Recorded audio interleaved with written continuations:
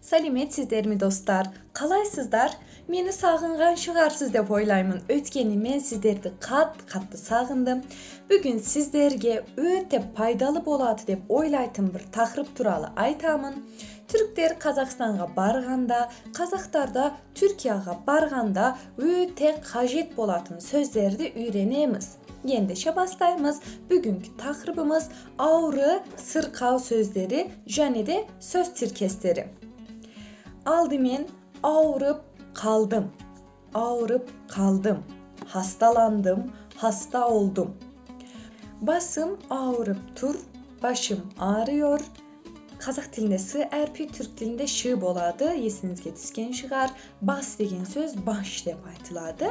Басым ağrıp tur, başım ağrıyor. İşim ağrıdı, karnım ağrıyor. Yüreğim ağrıdı, yüreğim, kalbim ağrıyor. Қазақ тілінде сөздің басына ғы әрпі, түрк тілінде й болады. Yürek деген söz yürek, kalp деп айтылады. Asqazanım ağrıp tur, midem ağrıyor. Asqazanım ağrıdı, midem ağrıyor. Közüm жақсы көрмейді. Közüm жақсы көрмейді, gözüm iyi görmüyor. Қазақ тілінде сөздің басына q әрпі, түрk тілінде g болады.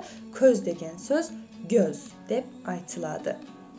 Tamağım üsüp tur, boğazım şişti. Boğazım şişti. Soğuk тигізіп aldım, üşüttüm, soğuk aldım. Soğuk тигізіп aldım, üşüttüm, soğuk aldım. Istığım köterildi, ateşim çıktı. Istığım köterildi, ateşim çıktı. Jöteleyemin, öksürüyorum. Jöteleyemin, öksürüyorum. Dostlar, сөздер bitті. Мен қазір сіздерге қысқаша бір тексті оқимын. Ол тексті түрк тіліне аударып, пікірге жазыңыздар. Жарай ма? Бастаймын. Дәрігерде қай жерiniz ауырады?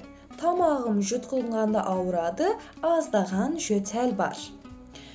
Istığınız köterildi mi? Жоқ. Basınız ауыра ма?